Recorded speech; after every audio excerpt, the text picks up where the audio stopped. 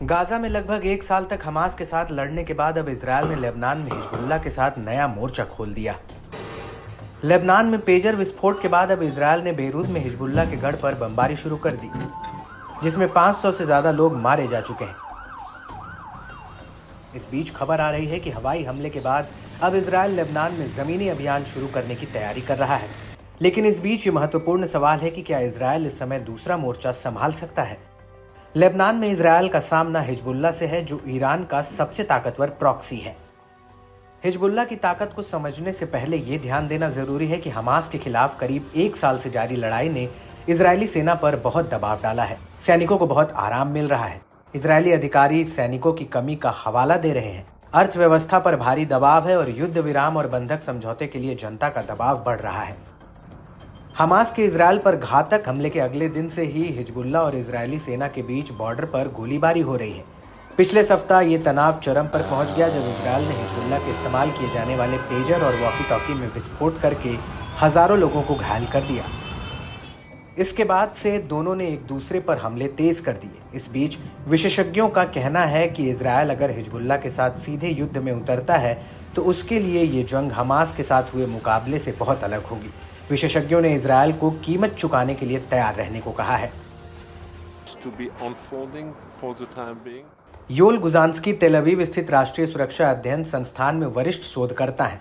वे 3 प्रधानमंत्रियों के अधीन इजरायल की राष्ट्रीय सुरक्षा परिषद में काम कर चुके हैं। उनका मानना है कि हिजबुल्लाह देश के अंदर एक अलग देश है, जिसके पास विशिष्ट सैन्य क्षमता है। ईरान के सबसे करीबी प्रॉक्सी के रूप में शिया चरमपंथी समूह हिजबुल्लाह ने पिछले कुछ सालों में न केवल एडवांस हथियारों का प्रदर्शन किया है, उसने यमन और इराक समेत मध्य पूर्व में अपने सहयोगियों के साथ इजरायल के खिलाफ एक रणनीतिक घेरा भी बनाया है। सैन्य विशेषज्ञों का अनुमान है कि हिजबुल्लाह के पास 30,000 से 50,000 लड़ाके हैं। हालांकि इस साल हिजबुल्लाह नेता हसन नसरल्लाह ने दावा किया कि समूह के पास 1 लाख से ज्यादा लड़ाके और रिजर्व सैनिक हैं। विशेषज्ञों के मुताबिक समूह के पास 1,20,000 से 2 लाख रॉकेट और मिसाइल मौजूद है। हिजबुल्लाह का सबसे बड़ा सैन्य हथियार बैलिस्टिक मिसाइल है, जिसके हजारों में होने का अनुमान है। इनमें 250 से 300 किलोमीटर की दूरी तक मार करने वाली 1500 मिसाइलें शामिल हैं। बीते सप्ताह के आखिर में हिजबुल्लाह ने कहा कि उसने फादी 1 और फादी 2 मिसाइल से इजरायल के रामट डेविड एयरबेस को निशाना बनाया।